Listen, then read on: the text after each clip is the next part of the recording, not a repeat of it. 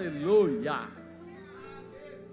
É um dia santo, né? É o dia da gente lembrar, né? Quando fala de pai, a gente pensa logo no pai aqui da terra, mas esquece que existe um que é sobrenatural, maior, que te ama e mostra o que nós deveremos ser, ou poderíamos ser, como pai. A declaração de comparação, né? Quando a gente faz essas analogias e tal, é realmente mostrar o que um pai tem. O nosso pai maior, Deus, tem um amor especial. Ele amou você tanto que ele entregou o filho dele para que você fosse salvo. Ele ama você tanto que no meio dos seus pecados, dos seus erros, dos seus enganos, existe o perdão, a restauração, o fortalecimento, o renovo. Caíra do homem, levantar é do Pai, levantar é de Deus. O Pai está sempre preparado para nos ajudar, para nos moldar, para nos estabelecer, para realmente abrir o nosso horizonte. Esse Pai, exemplo, esse Pai maravilhoso, esse Pai tremendo, esse Pai de nosso Senhor Jesus Cristo e também nós, Ele se coloca numa posição para que a gente aprenda o que é amor, para a gente aprender o que é amor do Criador, daquele que é progenitor, que gera, que está estabelecido.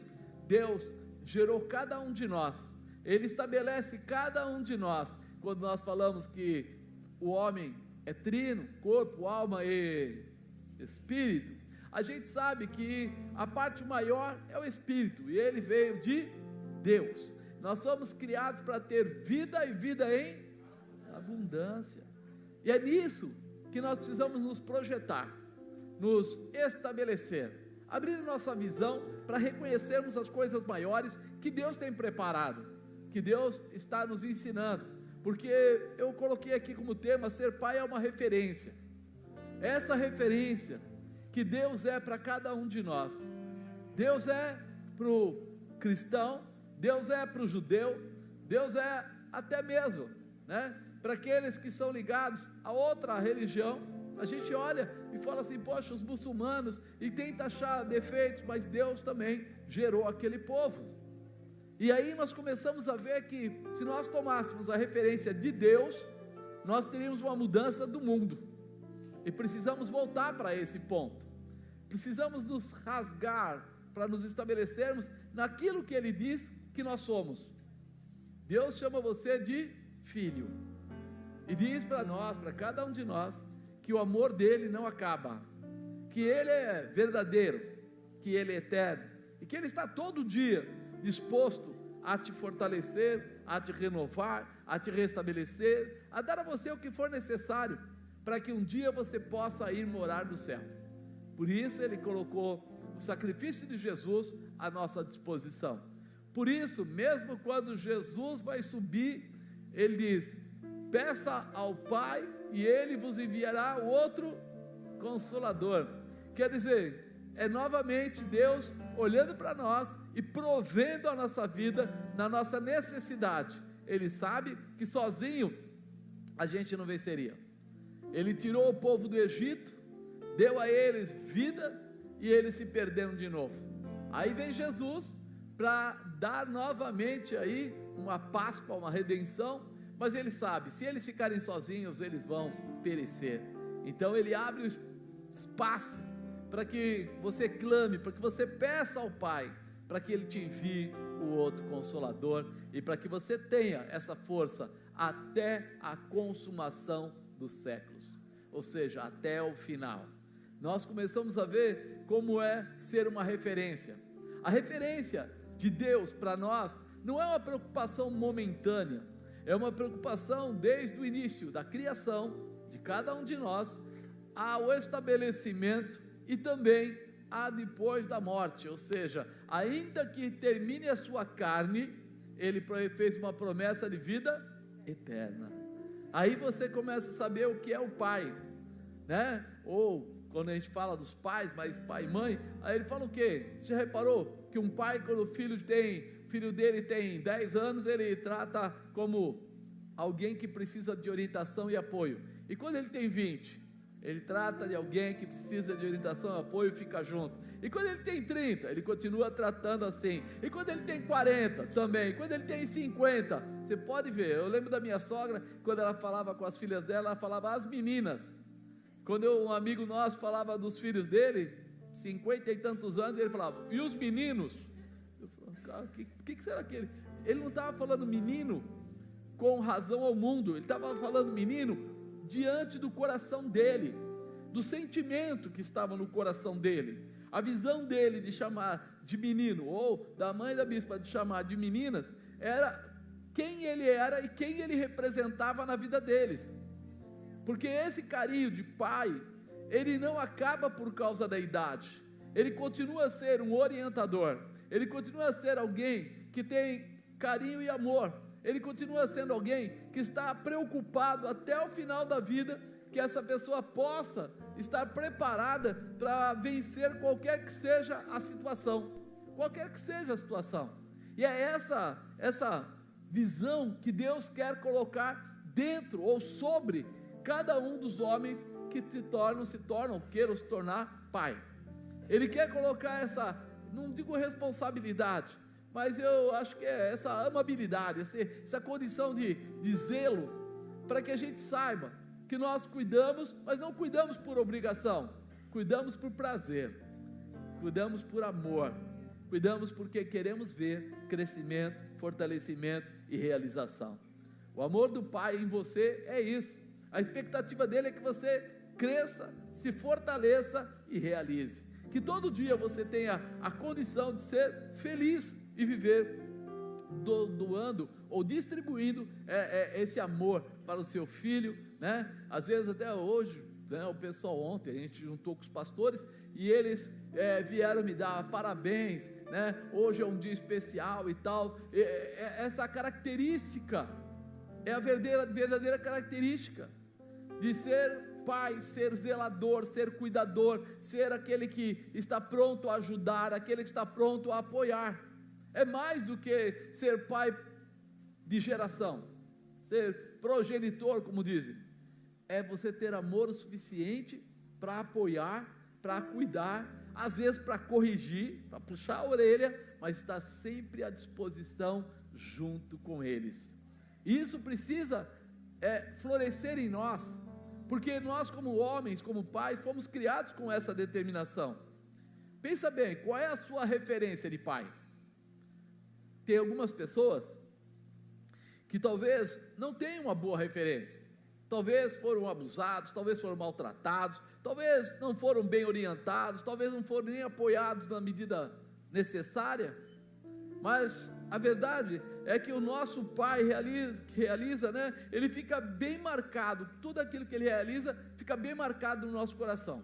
Cada passo que ele dá é como um bom ou como um mau exemplo. Cada situação que faz. Eu não sei se você já reparou, mas se você pegar um garoto, ele conhece, vê o pai dele e tal, quando você olha para ele andando, ele começa a ter características do pai. Do mesmo jeito que o pai anda, você pode reparar, a garotada, se o pai anda com os ombros para frente e tal, quando você olha na criança, a criança está atrás do mesmo jeito. Se ele é, né, aquele que levanta o queixo para andar, daqui a pouco a criança está fazendo igual. São características que você nota que não nasceram dentro dele, mas nasceram junto dele. Ou seja, quanto mais o pai vai fazendo, mais o filho vai aprendendo. E muitas coisas ele aprende, não simplesmente porque foi ensinado verbalmente, mas no subconsciente por aquilo que ele está vendo, por aquilo que ele está ouvindo. Como o pai trata a mãe, como o pai trata os amigos, como o pai trata as suas responsabilidades, como o pai trata o seu projeto de trabalho ou de empresa.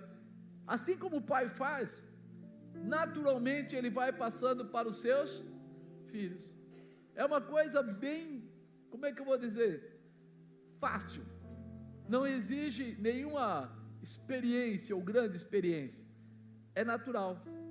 A criança, o filho, ele tem no pai uma posição de honra. Ele olha para o pai e ele estabelece isso como algo especial.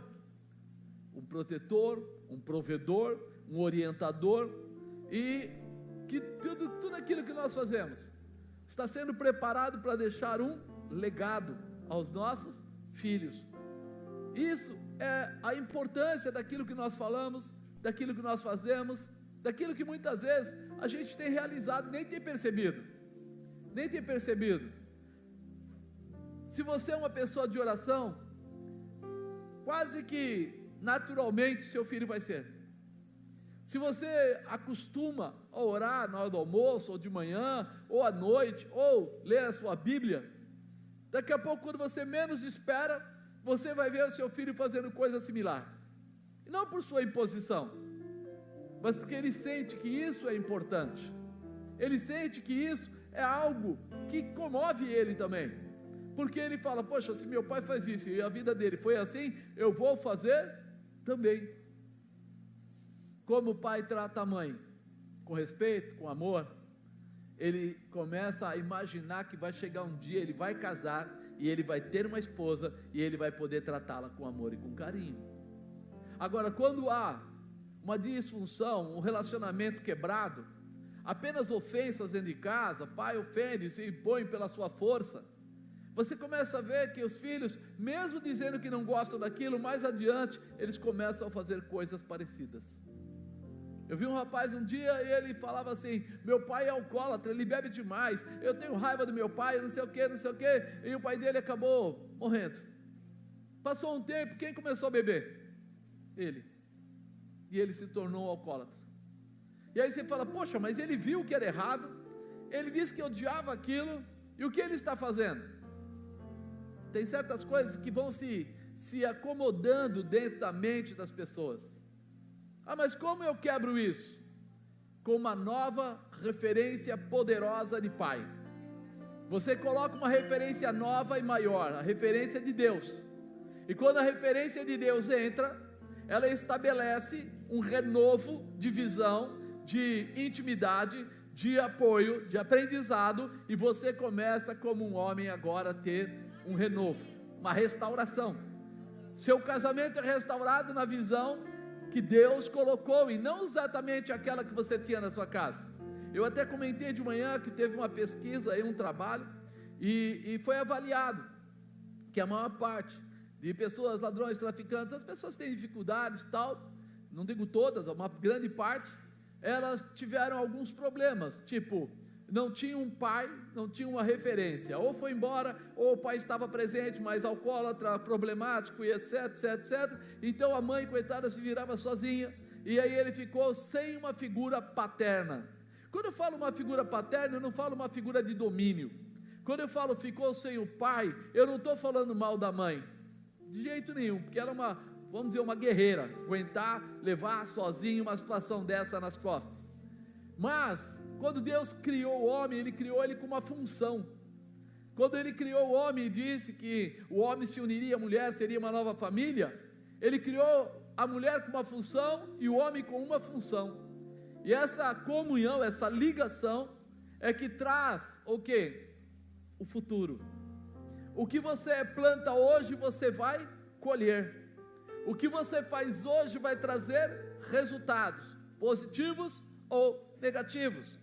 E aí a pessoa disse o quê? Esse jovem que não teve atribuição paterna na sua vida, ele começou a ter uma responsabilidade própria, ele começou a sentir certas dificuldades, e ele encontrou pessoas lá fora, que serviram para ele do quê? De amparo, de apoio. E como ninguém gosta de ser derrotado, ele procura alguém que seja forte. E nesses lugares onde as pessoas vivem com dificuldade, normalmente tem um traficante, normalmente tem alguém que cuida ali daquela região, que se torna a pessoa que o jovem, a criança, gostaria de ser. Eu gostaria de ter o que aquela pessoa tem, eu gostaria de fazer o que ela faz, porque ela tem poder, ela manda, ela tem autoridade. E de repente ele é adotado numa visão distorcida, numa paternidade errada. Mas por quê? Porque a base não foi boa, teve problemas. E como eu disse, mas tem uma maneira de consertar isso? Tem. Como? Quando você não teve um bom apoio paterno, você tem que requerer o maior apoio paterno que pode existir, o apoio de Deus.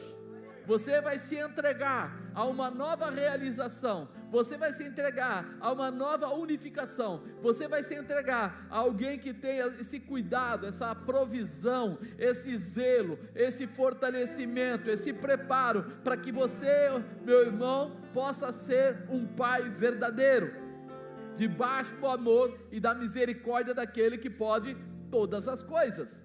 É algo diferente, né? Nós estamos aqui tentando dar para você a orientação, né? Foram encontradas essas visões, essas pessoas, e foi percebido que muitas vezes a referência errada gera futuros errados, acaba trazendo consequências terríveis, não porque o pai foi mau, mas porque muitas vezes na conturbação da vida ele não conseguiu orientar a contento, ou mostrar o caminho correto, ou até mesmo poder ser um exemplo. Talvez trabalhe demais, talvez ele não conseguia voltar para casa direito de tanto que ele trabalhava, talvez ele achava que a responsabilidade de orientar era totalmente da mãe, e ele não chegava perto para ver, e ele foi deixando brechas, e essas brechas foram sendo ocupadas por quem não poderia ou não deveria ocupá-las. Quantas vezes a gente vê isso? Hoje, pior ainda, porque a gente vê jogos, a gente vê filmes, a gente vê séries, a gente vê tantas coisas podres entrando junto dos jovens, das crianças, e por facilidade. Fala a verdade, o que é mais fácil? Ficar atrás do seu filho ou colocar Netflix para ele assistir? Tome Netflix, e aí lá tem coisa boa, com certeza, mas também tem coisa ruim. E normalmente parece que, né, o que as pessoas passam umas para as outras para assistir, normalmente são as coisas ruins. As coisas boas é difícil. Enquanto você vê às vezes uma pessoa dizer assim: assista aquele filme que é espiritual, é muito bom, fala muito de Deus, tal. Você vê 200 mil falando assim: assista aquele programa que ele é muito forte, assim, assim, assim, e ele começa a dar interação, direção, objetivos que podem dominar a mente. Você viu quantas vezes já aconteceu de jovens entrarem em escola para matar outros jovens? Quantas vezes jovens tomaram atitudes aí de ferir pessoas, machucar pessoas, tanto fisicamente quanto psiquicamente? E aí você fala: o que está acontecendo?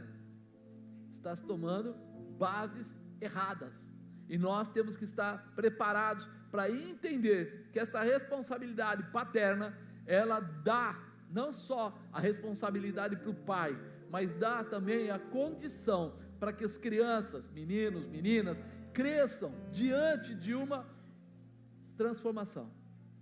Eu de manhã até fiz um comentário. As pessoas hoje namoram por namorar, beijam por beijar, dormem por dormir, têm sexo por ter sexo, e eles não entendem que isso tem um futuro. Muitos jovens procuram a moça ou o rapaz simplesmente pela aparência, simplesmente porque aquela pessoa é durona, fala pesado e tal, e eles não imaginam que se eles casarem com aquela pessoa, é o que eles vão colher no futuro. Então, um bom pai para a sua casa, moça, começa com a tua escolha. Um bom marido começa com a tua escolha, com o teu propósito, com o teu objetivo. E é hora de nós pensarmos duas vezes para agirmos, porque quando nós não entendemos o que estamos fazendo, nós colhemos daquilo que fazemos, ou seja, vamos ter problemas no futuro.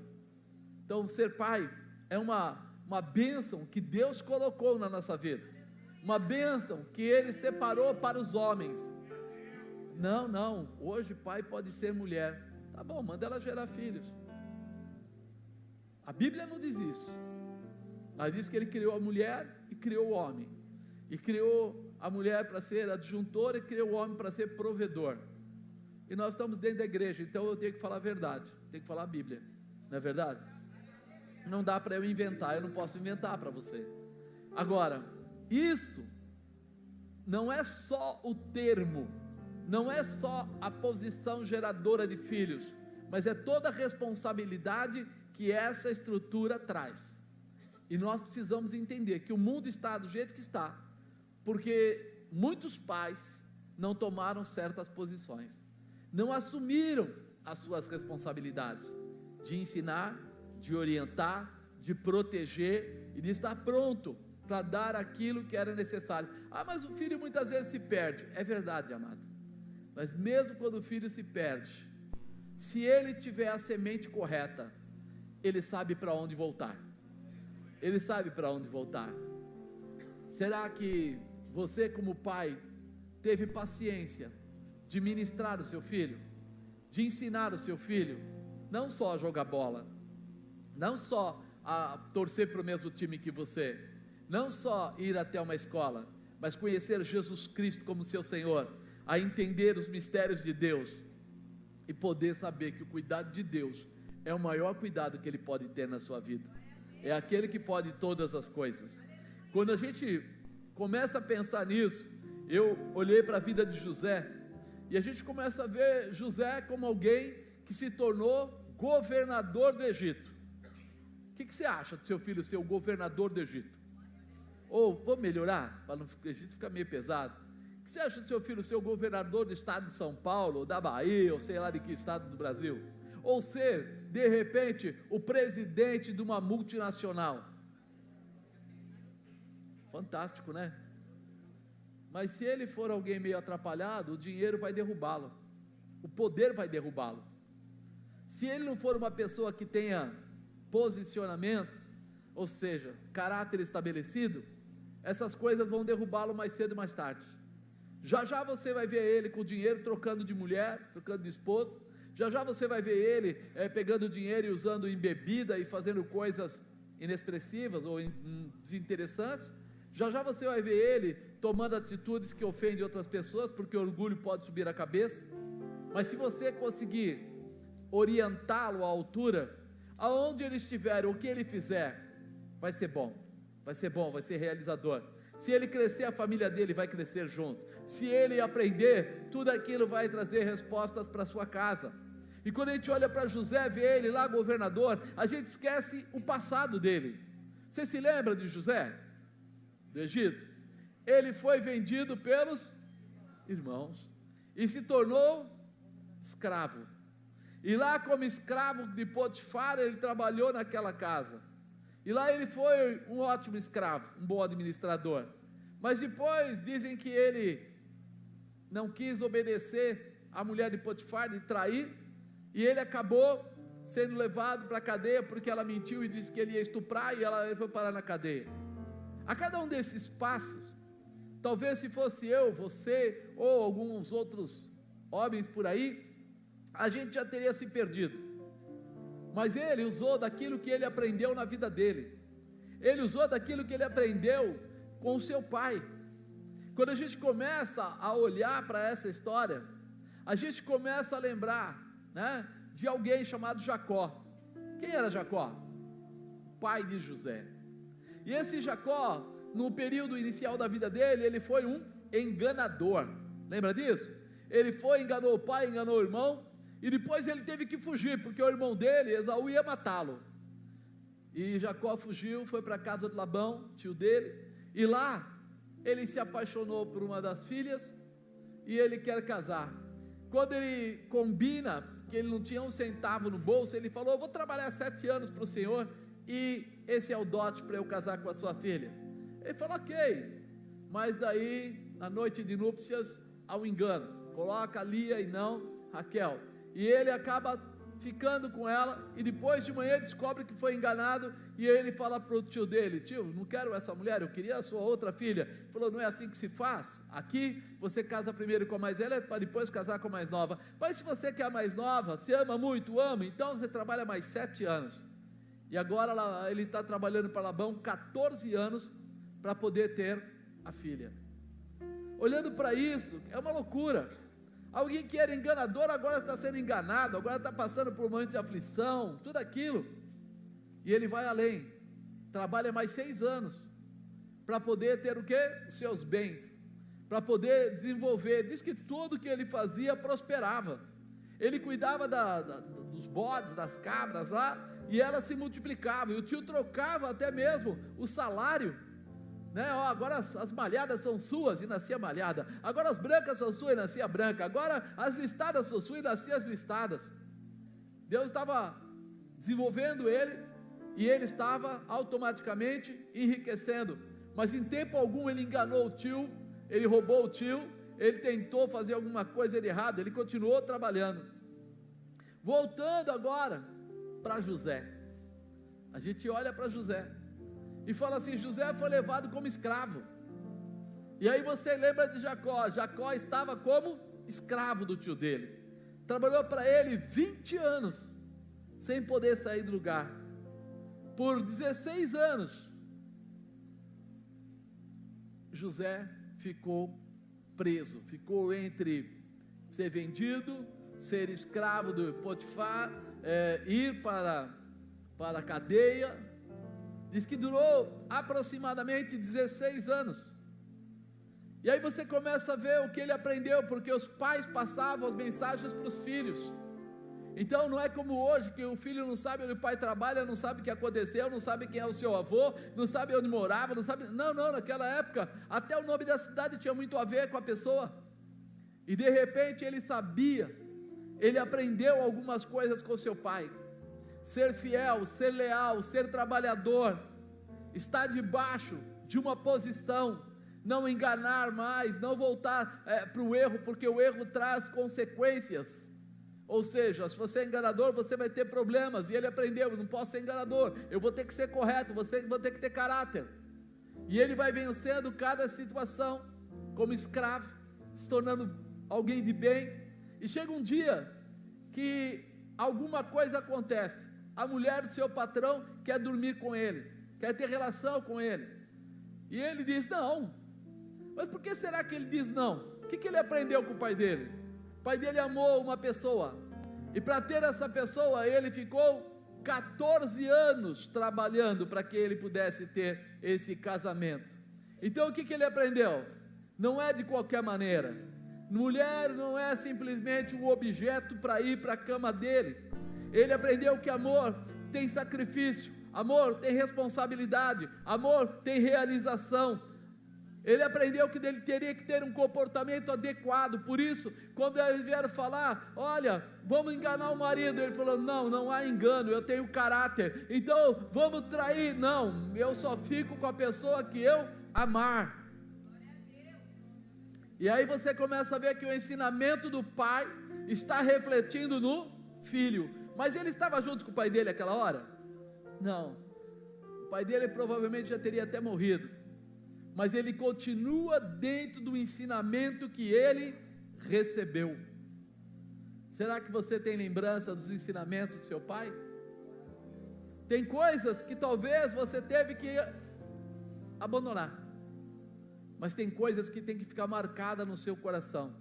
E se talvez você tenha dúvida do que, lembre-se de Deus, o teu pai maior, porque o que ele te orienta não pode ser esquecido jamais. A Bíblia fala isso, que os adúlteros, os efeminados e tal, não entrarão no reino de Deus. Então peraí, roubador não entra, adúltero não entra, prostituta não entra. Ei, eu tenho que mudar a minha configuração. Meu pai está me ensinando, há uma orientação que faz parte da minha vida. E ele, quando chega nesse momento, ele prefere, ao invés de dormir com aquela mulher, ir para a cadeia. Ele estava sendo punido por algo que ele não fez, mas ele preferia ser punido do que se entregar. E aí as coisas vão andando. Não vou entrar em todos os detalhes, mas chega aquele ponto que ele está numa situação tão delicada, que ele está esperando. Ele vai para a cadeia, da cadeia ele reconhece lá o que Deus falava, o dom que Deus lhe deu, que era o quê? Interpretação dos sonhos. Mas quem deu foi o pai Jacó?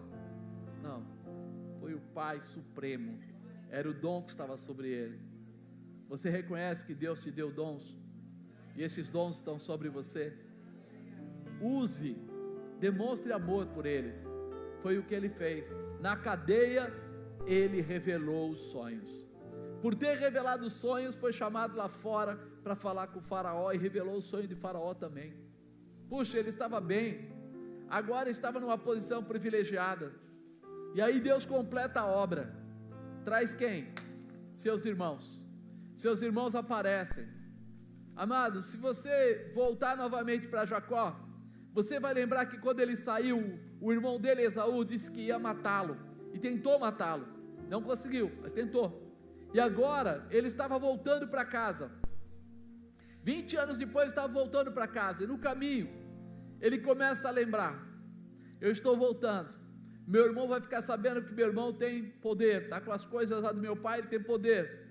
No meio do caminho ele separa a família dele em 3 partes, separa animais, separa presentes, coisas para dar para o irmão dele, para aplacar a sua ira, para que pudesse haver o quê? Uma restauração da família.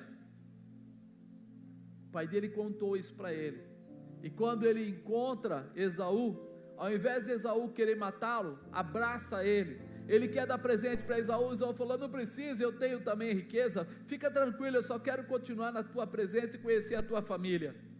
E eles restauram a família. Agora a gente vai até José.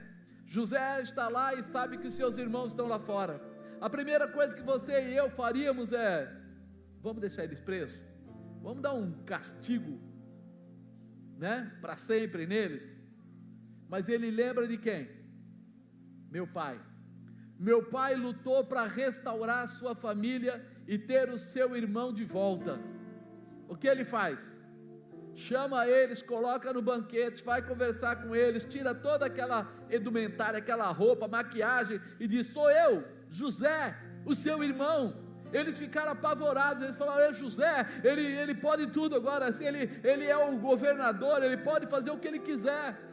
E ele fala: não se preocupem, meus irmãos, nós estamos aqui, Deus me usou através de vocês para dar a alimentação, para trazer a salvação a vocês.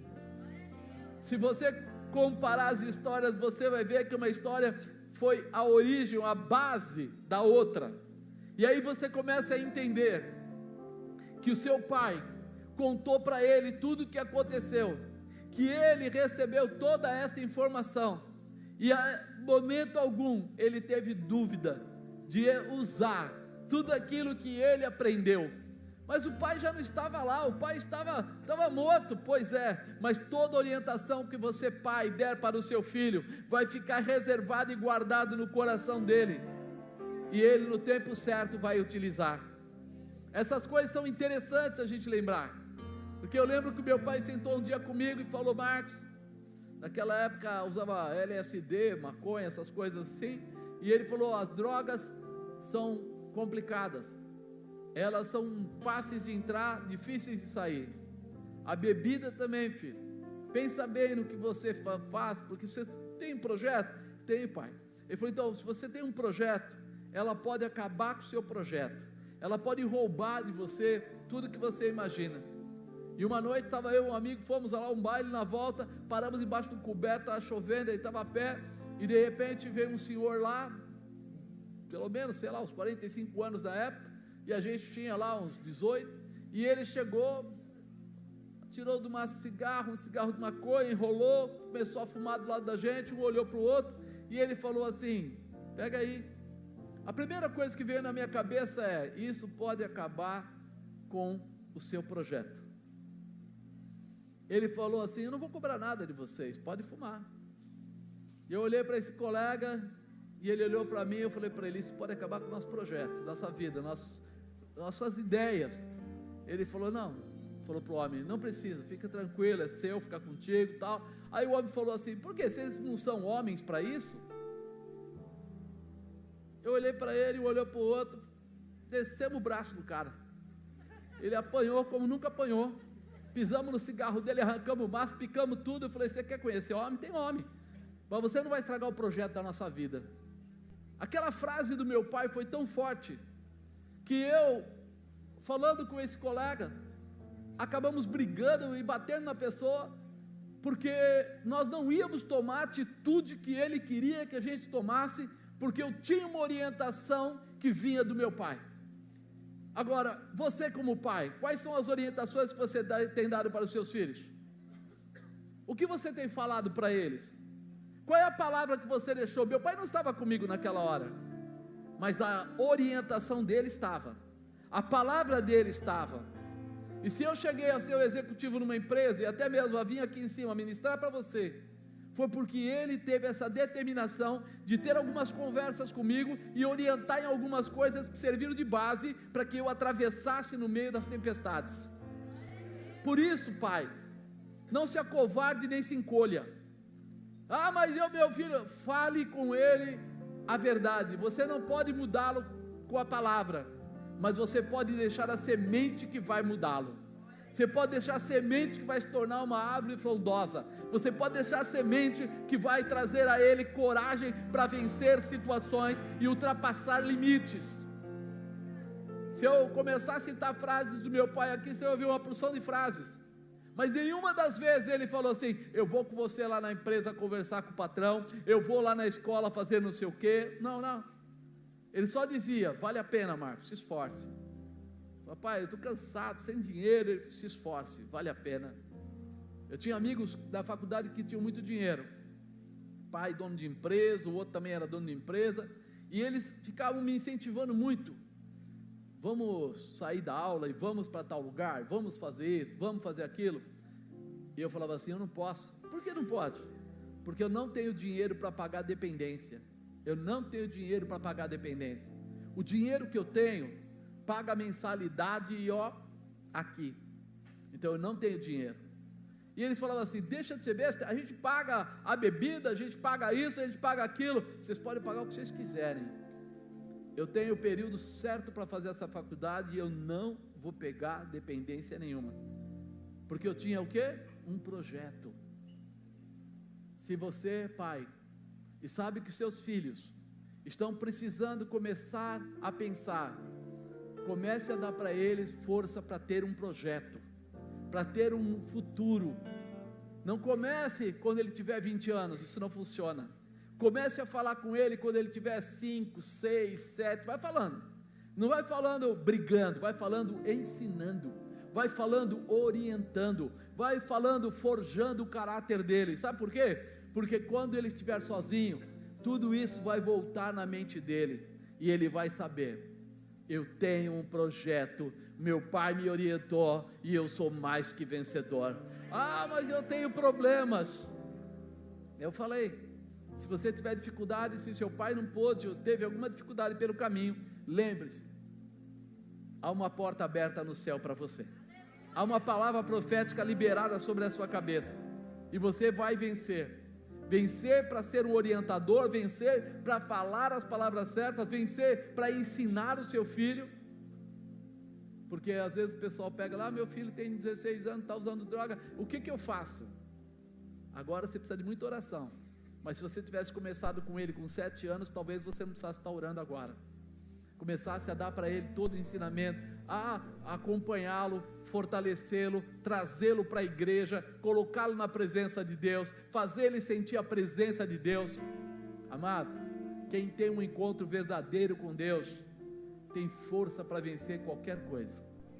Quem tem um encontro verdadeiro, quem chegou ao milagre, quem foi tocado pelo poder, quem ultrapassou limites que seres humanos não conseguem, ele entende: Deus é soberano, o meu pai é soberano. Apóstolo, o senhor não sabe, eu sou pobre. Pois é, mas o nosso Deus é o dono do ouro e da prata. Se você perguntar para minha irmã, ela vai dizer: nós moramos por um tempo no fundo da casa, que minha avó tinha 2 casas, uma na frente que era alugada lá, no Sobradão, e no fundo de uma outra casa menor, e nós moramos lá. A tendência era sermos humildes e não termos grandes coisas. E daí você fala assim: eu tinha essa proporção pelo mundo, mas quando eu entendo que eu ganhei um pai que é soberano, um Deus todo poderoso, que quebra barreiras, desfaz impedimentos, então a visão se transforma, então o projeto começa a crescer de uma forma tremenda, gloriosa, poderosa. Então sabe o que é importante? Você, pai, entender: você não vai dar para o seu filho o que é seu, você vai dar para o seu filho o que é de Deus. Às vezes a pessoa não entende isso. Você pensa que eu tenho dinheiro para dar para o meu filho? Você não precisa ter dinheiro, você precisa ter palavra profética. A sua boca tem que ser uma boca profética. Você tem que começar a liberar sobre a vida do seu filho aquilo que Deus já tem pronto para entregar. Então, muda a tua conformação, porque as pessoas pensam, eu não estudei. Você não estudou? Não tem problema. O nosso Deus deu sabedoria a Salomão para se tornar o rei mais rico da terra. Você só precisa entender quem é o Pai que está aguardando você se aproximar dele. Então você que hoje é pai, está com medo de não saber o que fazer, procure no teu orientador, Deus, a tua realização e a tua vitória. Jacó, ele indiretamente ensinou muita coisa para o seu filho, e eu queria que você lembrasse que uma geração prepara outra geração. Diga, uma geração prepara outra geração. O que você está semeando hoje, talvez você nem veja toda a colheita, mas haverá uma colheita. Seu filho será abençoado, e o filho do seu filho será mais abençoado ainda. Você vai ver o que pode Deus fazer com uma semente, com palavras proféticas, com coragem, com determinação. Então mude hoje, para de julgar e de avaliar segundo a ótica humana, e começa a trazer a revelação de Deus para a tua vida, para que você seja capaz de manifestar a revelação de Deus para os seus filhos, para as suas filhas, para que eles estão ligados a você. É muito importante. Deixa eu ler para você aqui um outro exemplo de um pai que tem aí a certeza de cuidar do seu filho. Olha aí, Marcos 9,17. E um da multidão respondendo disse: Mestre, trouxe meu filho que tem um espírito mudo, e este onde quer que apanha, despedaçam, e ele espuma, e range os dentes, e vai se secando. Eu disse aos teus discípulos que o expulsassem, eles não puderam. E ele respondendo lhes disse: ó geração incrédula, até quando estarei convosco? Até quando vos sofrerei ainda? Trazei-mo. Trouxeram-lhe, e quando ele viu, logo o espírito o agitou com violência, e caindo endemoniado por terra, revolvia-se espumando, e perguntou ao pai dele, quanto tempo há que lhe sucede isto? E ele disse-lhe: desde a infância. Muitas vezes o tem lançado no fogo e na água para o destruir, mas se tu podes fazer alguma coisa, tem compaixão de nós e ajuda-nos. Jesus disse-lhe: se tu podes crer, tudo é possível ao que crê.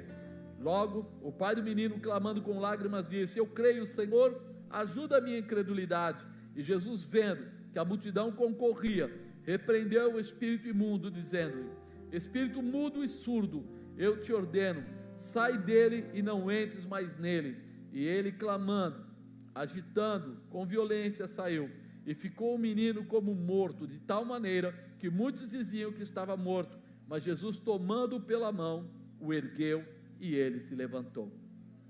Esta é a figura que Deus espera que nós tenhamos quando formos pai. Olha, olhando rapidamente aqui, primeiro, você vai mostrar que Jesus é o caminho para o seu filho. Você é que vai ensinar quem é Jesus para o seu filho, né? Mestre, trouxe-te o meu filho, que tem um espírito mudo. Ele levou o filho dele na presença de Jesus. Não foi o filho que foi sozinho, não foi o filho que foi por livre, espontânea vontade. O pai levou. Muitas vezes a pessoa diz assim: mas meu filho não iria numa igreja. Pois é, mas você pode ser a igreja da sua casa.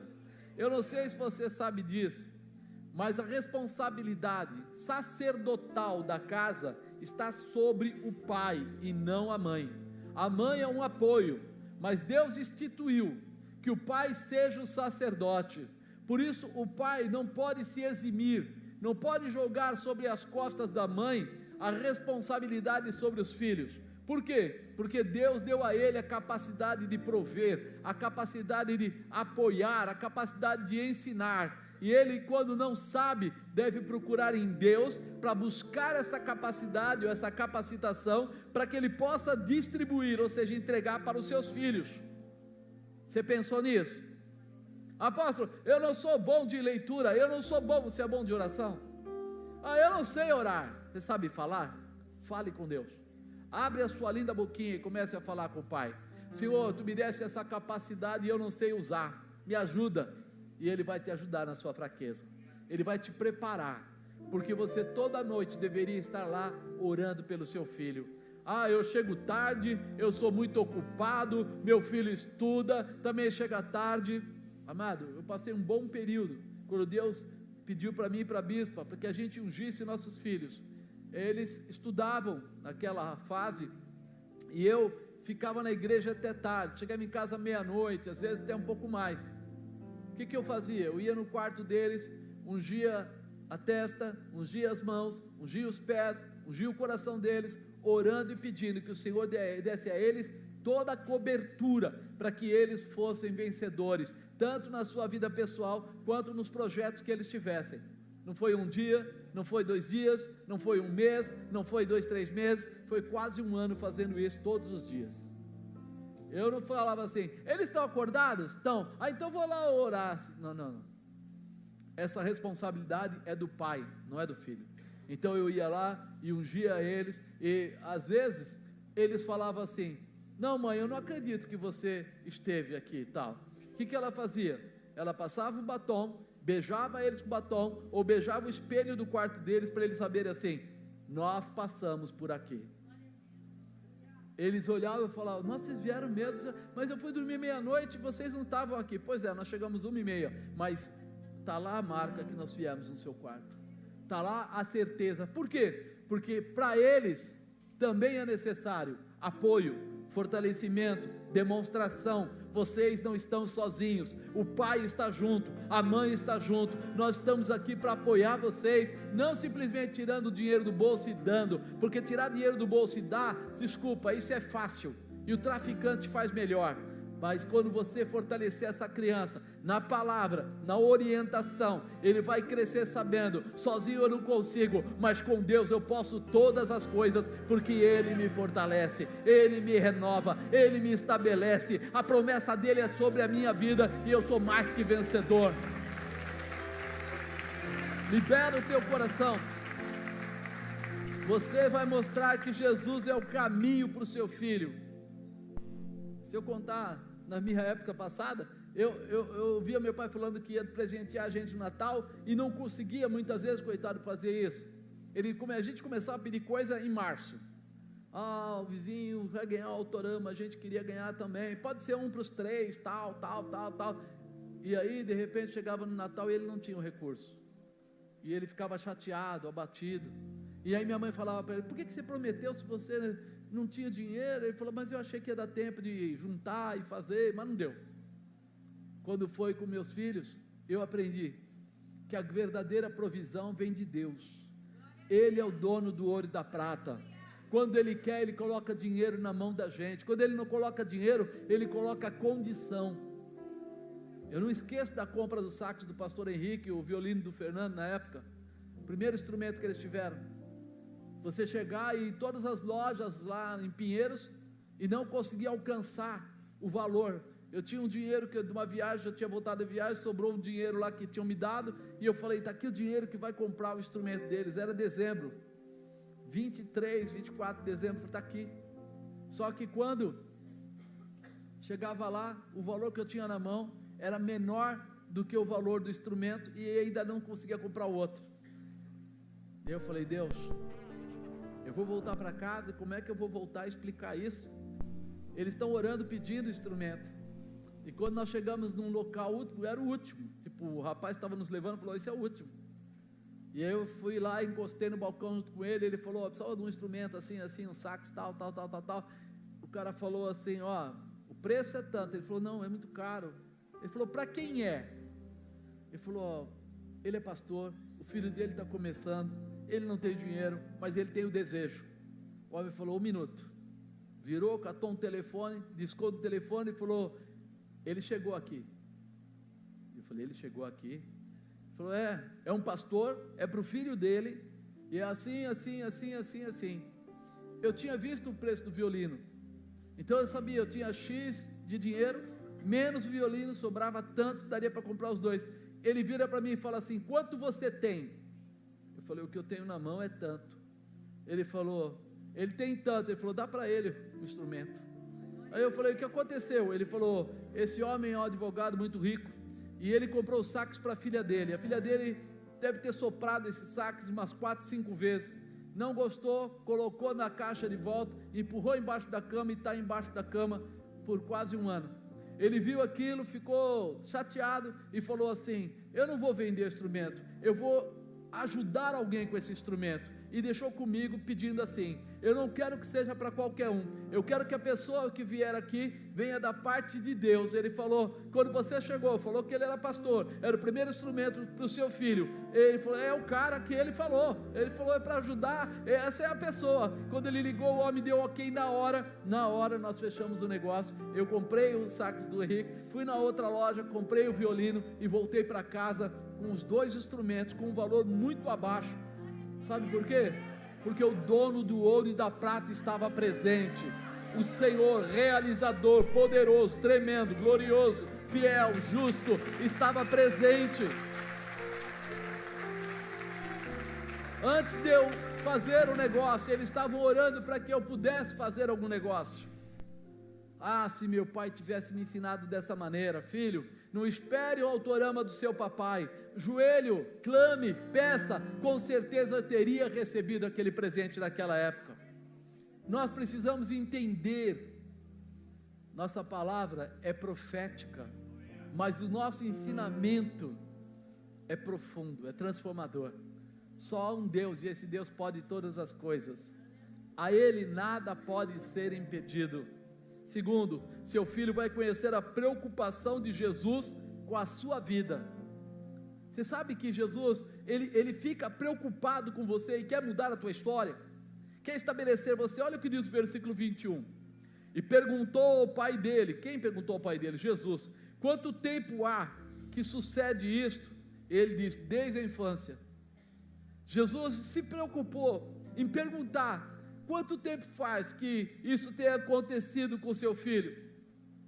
Nós precisamos ensinar aos nossos filhos que Jesus está preocupado com eles. Pai, aprenda. Jesus está preocupado com você. Jesus está preocupado com seus filhos. Jesus está preocupado com seus netos. Jesus está preocupado em mudar a sua história. Só que você precisa entender isso antes do seu filho, porque como ele vai entender algo que nem você conseguiu entender?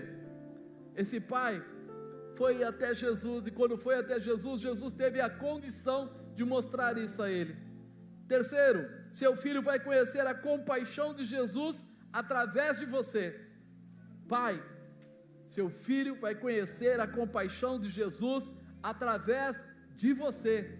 Você é responsável. 22, e muitas vezes o tem lançado no fogo e na água para o destruir, mas se tu podes fazer alguma coisa, tem compaixão de nós e ajuda-nos. Se tu podes fazer alguma coisa, tem compaixão de nós e ajuda-nos. Ele falou aquilo na frente do filho, o filho estava ouvindo. Será que Jesus tem compaixão de nós? Você começa a ver, e você vê ele falando, né? Vai conhecer através de você. Ele, aquele pai, ele não colocou assim, ó, tem compaixão do meu filho.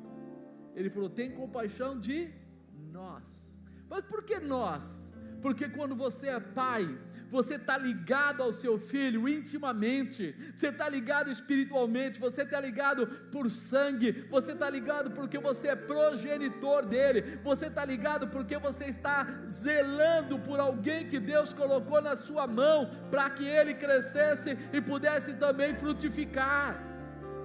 Por isso ele não trata simplesmente da compaixão de Jesus pelo rapaz, mas ele fala por nós, família. Você não entende, mas o valor que Jesus dá, Deus dá para uma família, não é essa família que o mundo fica falando. O amor de Jesus pela família é a família que Ele criou, que Ele ensinou, que Ele orientou. Deixará o homem seu pai e a sua mãe, e se unirá à sua mulher. Ele está dizendo, aqui vai começar uma geração de filhos, porque quando um homem e uma mulher se unem, eles acabam tendo o quê? Filhos. E quando eles têm filhos, eles estão lançando sementes para que essa terra seja provida. Agora a preocupação de Deus desse amai-vos e multiplicai-vos não é física apenas, mas é também na transição espiritual que eles vão levar. Quando alguém se converte, ele leva alguém a se converter. Eu, na minha casa, eu era o quarto filho, o mais novo. Eu era, talvez, a menor chance da história, porque, segundo o que consta lá, eu era para ter morrido quando eu nasci, eu não mamei, etc. Então eu era a menor possibilidade da história de ser aquele que ia ter a palavra para toda a família. Era para estar morto, não mamava, não queria comer nada, e passou um tempo e fiquei bem mal, tal, aquela coisa toda. Mas quando Deus vai começar uma mudança, Ele começa uma mudança pela minha vida. Eu fui o primeiro a me converter na minha família, na minha casa. Depois disso, foi a pastora Nilson. Depois disso, meu pai, antes de morrer, aceita Jesus. Aí você começa a falar assim, existe uma mudança para cima e para baixo.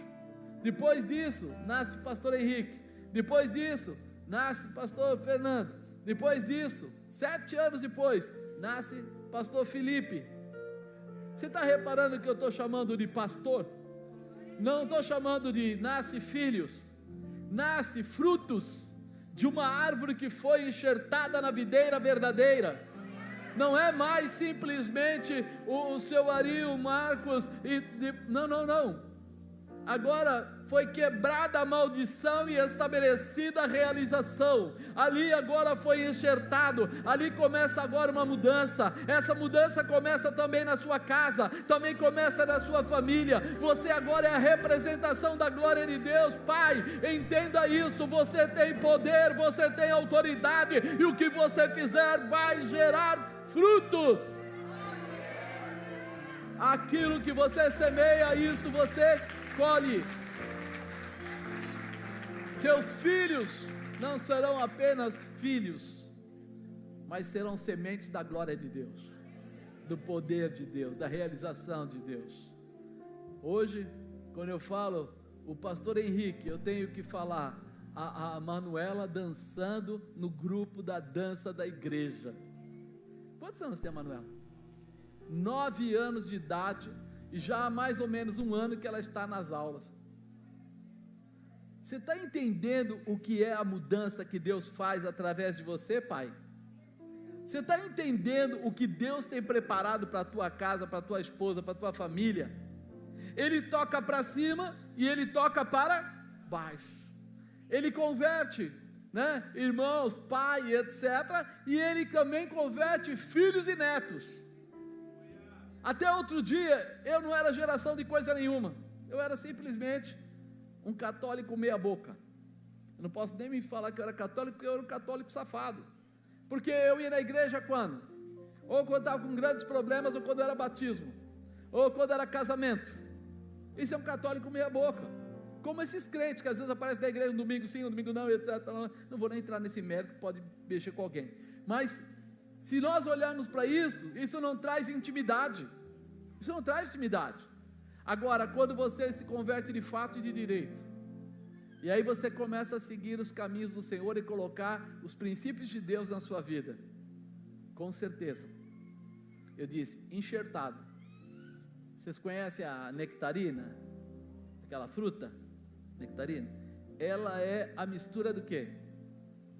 Pêssego com maçã.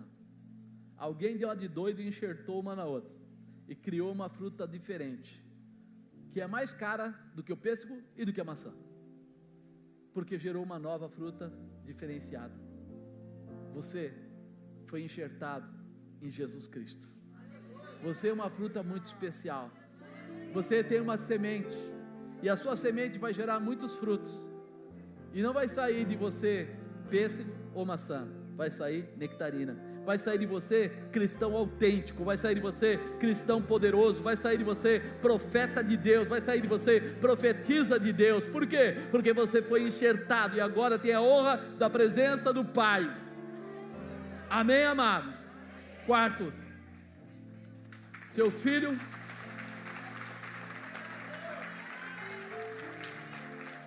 Seu filho vai aprender que nas suas dificuldades, Jesus é a resposta. Diga: nas minhas dificuldades, Jesus é a resposta.